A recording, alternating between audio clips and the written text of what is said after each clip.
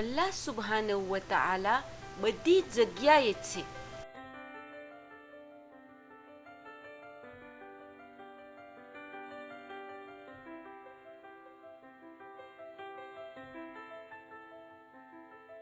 પીપર.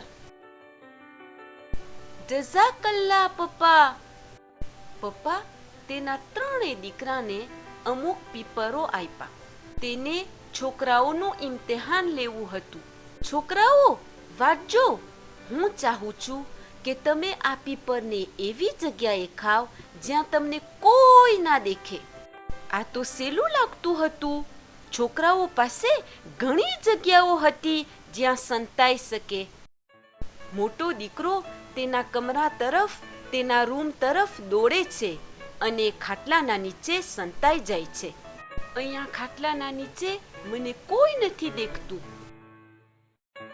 બીજો છોકરો બગીચામાં ગયો અને ત્યાં ઝાડ ઉપર જે ઘર હતું ત્યાં સંતાઈ ગયો. પોતે દરવાજાને અને બારીને બંધ કરે છે. અહીંયા મને કોઈ ના દેખી શકે.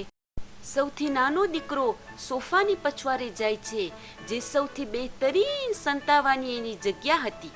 જ્યારે હું અહીંયા સંતાવું છું ત્યારે કોઈ મને નથી દેખતું. પણ કાંઈ બરાબર નહોતું.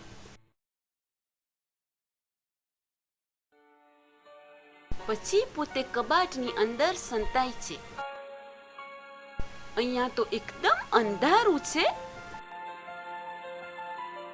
પણ હજી એને સરખાઈ નહોતી આવતી.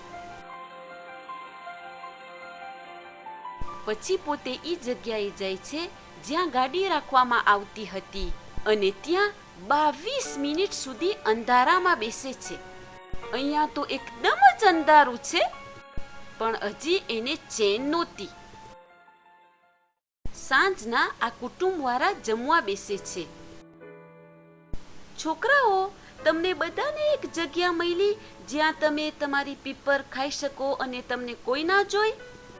હા પપ્પા, મારા ખાટલાના નીચે.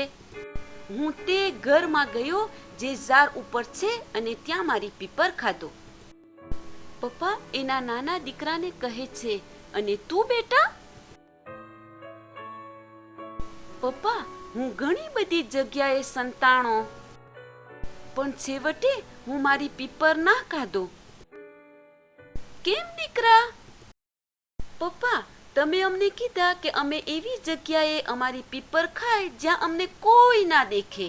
પણ હું વિચાર કરતો હતો કે જ્યાં પણ હું જાઉં ત્યાં તો અલ્લાહ સુબ્હાનહુ વ તઆલા મને દેખે છે. છોકરો સમજી ગયો અને ઇમ્તિહાનમાં પસાર થયો. અલ્લાહ સુબ્હાનહુ વ તઆલા બધી જગ્યાએ છે. શાબાશ દીકરા, તારી સાચી વાત છે. એવી એક જગ્યા નહોતી જ્યાં અલ્લાહ સુબ્હાનહુ વ તઆલા આપણને ના જોઈ.